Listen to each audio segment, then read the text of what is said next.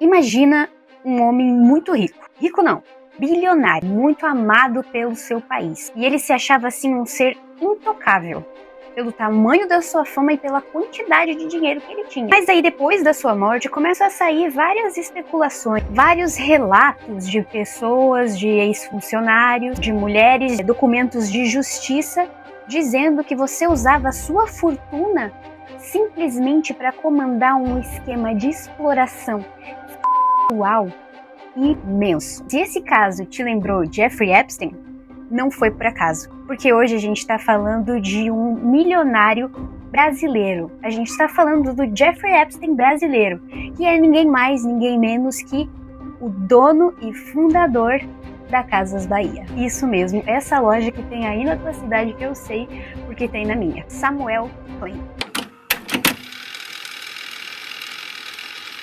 Gente, eu não faço ideia de como tá saindo esse vídeo pra vocês. Hoje eu fui obrigada a gravar de microfone, geralmente eu gravo sem, porque tá um caos aqui em casa, eu fico maluca. Mas eu resolvi trazer esse caso pra vocês porque quando eu descobri, eu fiquei gay.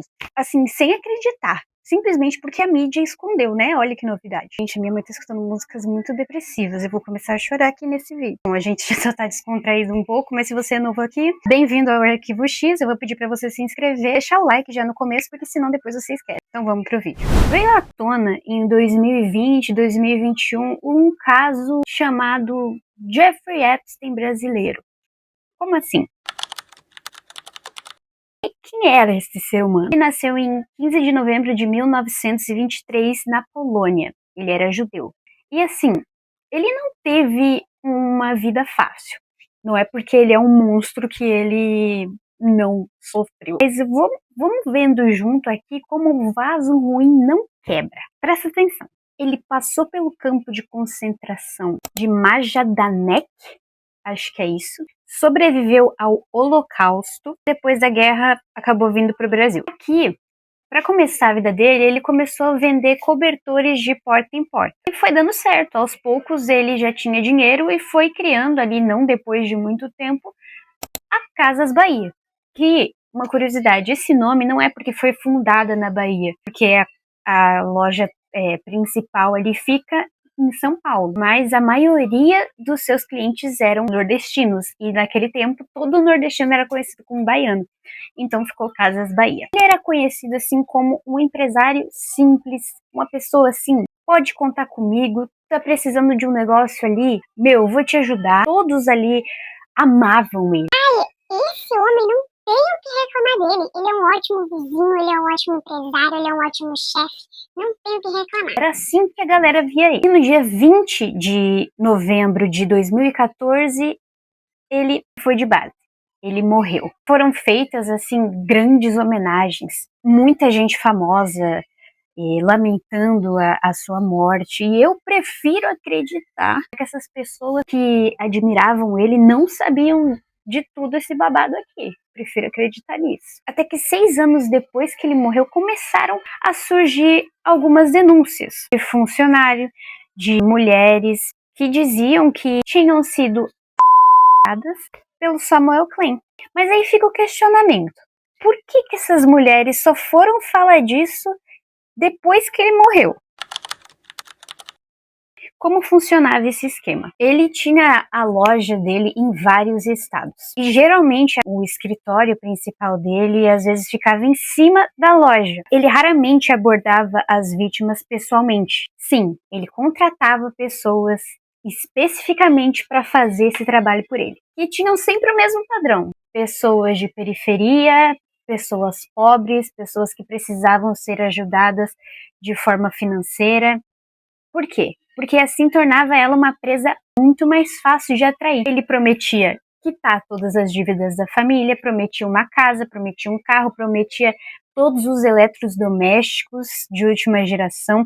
Às vezes a pessoa queria um tênis.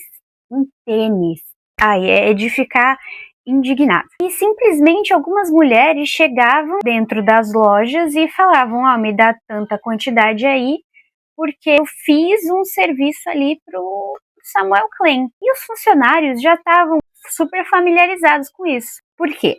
Porque eles sabiam desse esquema todo.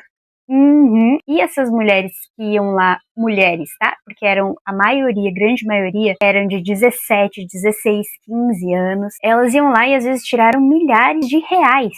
Pensa assim, você quase esvaziar o caixa da loja. Esse esquema dele era todo muito bem projetado, porque ele tinha um motorista para levar essas meninas para casa dele. Ele tinha uma enfermeira que ficava ali com ele, que ajudava a acalmar as meninas, dizendo que estava tudo bem, que elas estavam de parabéns, que elas podiam vir de novo quando ela quisesse, que podia convidar as amigas dela. Essa enfermeira que ficava ali, que era a mão direita dele, ela também era responsável por organizar grandes festas, cujo a presença era somente dele e das meninas, e ela sabia de tudo que acontecia ali. E nessas festas tinham seguranças para cuidar que ninguém entrasse, ninguém saísse de lá enquanto Samuel Klein não autorizasse. E ele ficava na piscina com essas meninas, pedia para as meninas sentarem no colo dele e fazer carinho nele. E ele comprava biquínis para essas meninas usarem na festa, enquanto ele e a enfermeira ficavam avaliando quem seriam as meninas mais bonitas, mais belas, que iriam ganhar o grande prêmio. Que velho nojento. Era sempre com essas promessas de coisas assim básicas. Eu vou te dar R$ 1.000, eu vou te dar exatamente a quantia que você precisa para pagar seu aluguel.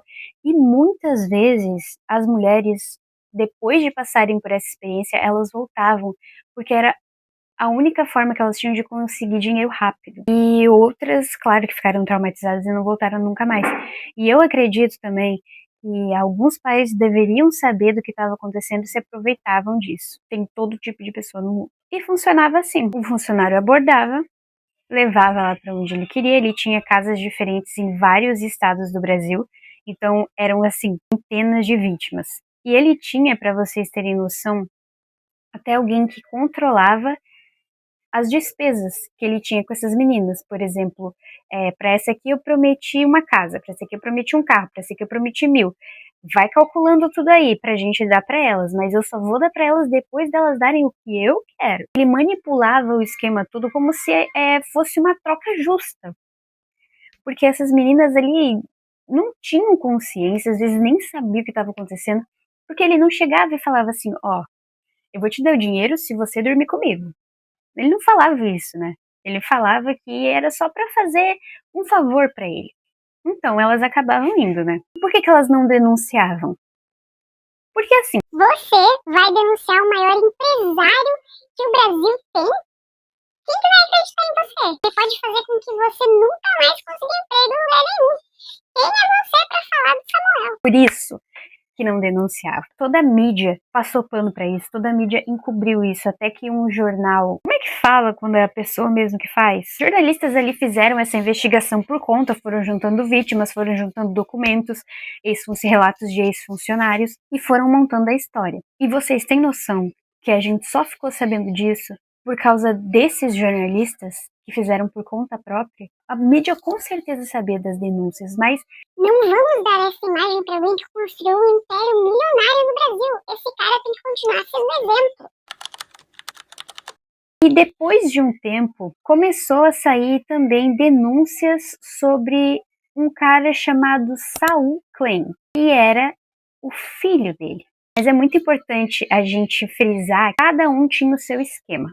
O Klein também abusava de mulheres, só que ele não tinha um esquema tão organizado assim quanto o pai, mas ele fazia quase a mesma coisa. A fruta não cai longe do pé, né? O que mais deixa a gente indignado é saber que o Samuel Klein nunca teve um julgamento oficial por causa disso, até porque as denúncias saíram depois que ele morreu. Então isso nunca foi levado à justiça, porque vai fazer o quê? Não tem mais como o cara pagar, ele tá morto. E a pergunta que fica agora é, por quanto tempo será que isso ia ficar escondido se não fosse por esses repórteres? Será que ainda tem mais casos de pessoas super influentes que têm esses esquemas enormes de crimes? Com certeza tem. Tanto que a gente foi descobrir depois de muito tempo do Epstein, depois de muito tempo do Samuel Klein, do P. Diddy, e ainda vai vir muito mais pela frente.